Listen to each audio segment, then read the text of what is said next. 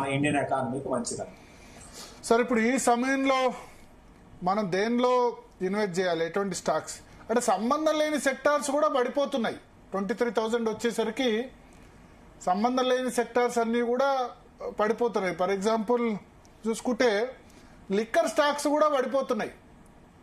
So ఇటువంటి ఇప్పుడు liquor stocks summer అయితే గనక నిజానికి సమ్మర్ సమయంలో అవి ఎక్కువ గిరాకీ ఉంటుంది, ఎక్కువ బిజినెస్ కూడా ఎక్కువ చేస్తాయి.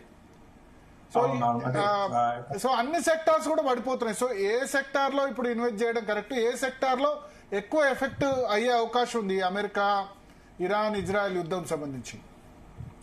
ఒకటి సెక్టార్ పరంగా అంటే అండి డెఫినెట్ గా ఎలా ఉంటుందంటే స్టాక్ మార్కెట్స్ పడితే అన్ని పడతాయి, కాకపోతే ఒకటి ఎక్కువ పడుతుంది, ఒకటి తక్కువ పడుతుంది. ఇక్కడ ఏంటి ఇప్పుడు మీరు అన్నట్టుగా లిక్కర్ స్టాక్స్ కూడా పడుతున్నాయి అంటున్నారు.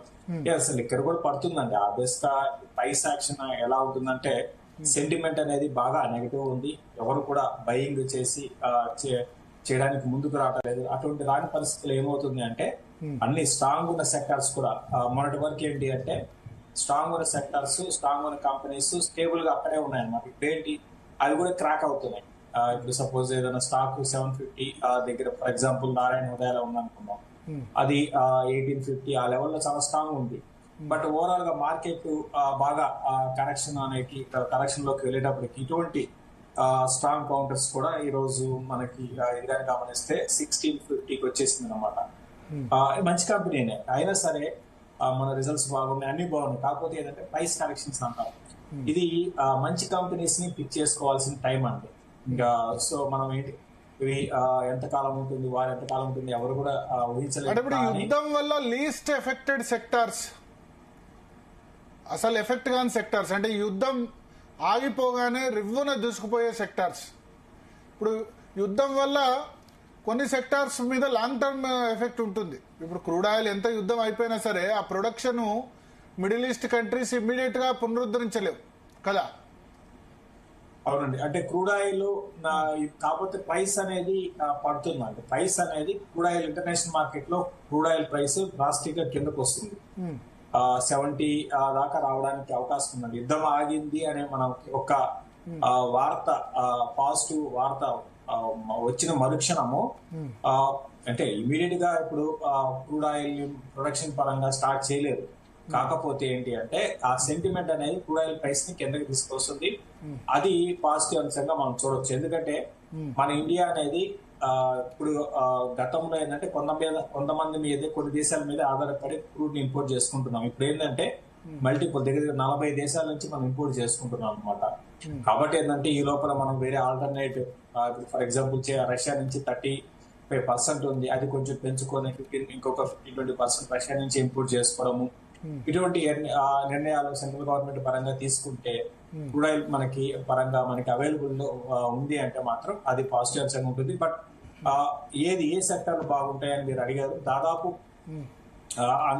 అన్ని ఫాస్ట్ గా ముందుకు వెళ్తాయి. ముందుగా స్టార్టింగ్ మార్కెట్ ముందుకు తీసుకెళ్లేది మాత్రం బ్యాంక్స్ ముందుకు తీసుకెళ్తాయండి first. Next rally markets banks ముందుంటాయి, బ్యాంక్స్ లీడ్ చేసే అవకాశం. బ్యాంక్స్ ఎక్కువ పడుతున్నాయి ఈ ర్యాలీలో. అవునండి, ఇన్ని రోజులు చాలా స్ట్రాంగ్ గా ఉన్నాయి మొన్నటి వరకు బ్యాంక్స్. సో ఇప్పుడు బ్యాంక్స్ లో ప్రాఫిట్ బుకింగ్ అనేది మరి ముఖ్యంగా last few days heavy selling banks లో చూసాము. అది చాలా మటుకు నెక్స్ట్ ఒక ఫ్యూ డేస్ లో బ్యాంక్స్ కొంచెం ఆగే అవకాశాలు ఉన్నాయి. సో నెక్స్ట్ ర్యాలీని మార్కెట్స్ లో బ్యాంక్స్ ముందుండి తీసుకువెళ్లే అవకాశాలు కనపడుతున్నాయి. దీంతో పాటు దాదాపు అన్ని సెక్టర్ పార్టిసిపేషన్ ఉంటుందండి. మార్కెట్ ఎక్కువ కరెక్ట్ అయింది ఆటో సెక్టర్ కరెక్ట్ అయింది. ఆటో సెక్టార్ లో కరెక్షన్ కరెక్ట్ అయినా అంటే ఫ్యూయల్ రేట్లు పెరిగితే వెహికల్స్ కొనుగోలు చేయరు అన్న దాని కారణంగా పడుతున్నాయి అంటారు ఆటో సెక్టర్. అంతేనండి, సెంటిమెంట్ అండి. స్టాక్ మార్కెట్స్ ఎలా ఉంటుందంటే అంతా కూడా సెంటిమెంట్ మీద stock markets day to day basis గా ఉంటాయి. ఇప్పుడు ఏంటి ఇప్పుడు సపోజ్ సడన్ గా క్రూడ్ ఆయిల్ పెరిగింది, క్రూడ్ ఆయిల్ పెరిగేటప్పటికి ఇప్పుడు మనం కారు కొనాలి అనుకుంటే ఏం చేస్తాం, పోస్ట్ పోన్ చేసుకుంటాం. సపోజ్ మీరు ఇల్లు కొనాలి అనుకోవాలనుకోండి, ప్రైస్ ఇంటి రేటు పెరిగాయి, ఎస్ఎఫ్టీకి ఎంత పెరిగింది, 500 పెరిగింది, 600 పెరిగింది అంటే ఏం చేస్తారు, మీరు పోస్ట్ పోన్ చేసుకుంటారు. కొంటారు బట్ పోస్ట్ పోన్ చేసుకుంటారు. ఇప్పుడు ఏంటి కారు కొనాలని కొంచెం ఆగుతారు అనమాట. సో అట్లా అంటే స్టాక్ మార్కెట్స్ మన దగ్గర ఎక్కడ crude shortage, petrol diesel shortage ఏం లేదు. ఇప్పుడు ఇంకో 1.5 month వరకు గ్యారంటీగా చెప్పొచ్చు ఇండియన్ గవర్నమెంట్ రేట్లు పెంచదు. ఎందుకంటే 5 రాష్ట్రాల ఎలక్షన్స్ ఉన్నాయి కాబట్టి పెట్రోల్ డీజిల్ ధరలు ఎంత $200 చేరినా పెంచే సాహసం అయితే చేయరు. బెంగాల్ ఎలక్షన్స్ అయిన తర్వాత కేంద్ర ప్రభుత్వం ఏమైనా చేస్తుంది. అప్పటి వరకు మళ్ళీ కనుక తగ్గితే ఆ లోపు ఆ 2 నెలల వరకు అయితే కనుక జరుగుతుంది. ఈ సెంటిమెంట్ కారణంగా వాహనాల కొనుగోలు తగ్గుతాయా? వాహనాల కొనుగోలు పెద్దగా తగ్గవండి. కాకపోతే ఏంటంటే మార్కెట్ ఎలా ఉంటుందంటే క్రూడ్ పెరిగితే ఏమవుతుంది అనేది ఒక జస్ట్ ఇప్పుడు మీరు నేను మాట్లాడుకున్నాం అనుకోండి, ఇమీడియట్ గా ఏమవుతుంది, క్రూడ్ ఆయిల్ ఇక్కడ మనకి పెట్రోల్ రేట్ పెరుగుతాయి. పెట్రోల్ రేట్ పెరిగితే ఏం చేస్తాము మనం, ఏంటి వాహనాలు కొనుగోలు ఇట్లా ఈ విధంగా ఆలోచించి ఏం చేస్తుందంటే మార్కెట్స్ ఆ స్టాక్స్ పానిక్ గా సెల్లింగ్ కి లోన్ అవుతాయండి. సో నిజంగా రేపొద్దున సేల్స్ పడతాయా లేకపోతే సేల్స్ పెరుగుతాయా అని పక్కన పెడితే ఇమ్మీడియట్ గా నీజర్ రియాక్షన్ అంటాం. ఎందుకంటే ఆటో దాదాపు ఆటో స్టాక్స్ 20% వరకు కరెక్ట్ అయ్యాయి యావరేజ్ గా. అవునవునవునవును. Auto stocks even banking sector కూడా 17-18% దాకా కరెక్ట్ అయినట్టుంది. 17 దగ్గర ఆటో స్టాక్స్ ని మీరు కొనుక్కోవచ్చు అండి. ఈ టైంలో మంచి ఫ్రంట్ లైన్ కంపెనీస్ ని ఇండెక్స్ బేస్డ్ లైక్ మహీంద్రా కావచ్చు, ఇటువంటి స్టాక్స్ ని ఈ కరెక్షన్స్ తో పిక్ చేసుకోమంటారు. దాంతో పాటు ఆటో యాన్సిలరీ కూడా పిక్ చేసుకోమంటారు. ఇది మంచి టైం అండి ఆటో స్టాక్స్. లైక్ అంటే ఏమైనా రికమెండేషన్స్ ఉన్నాయి ఇంకా మహీంద్రా కాకుండా ఆటో యాన్సిలరీలో లేకపోతే ఆటో స్టాక్స్ లో? టీవీఎస్ మోటార్స్ లేకపోతే Tata Motors, Tata passenger vehicle ఇటువంటివి?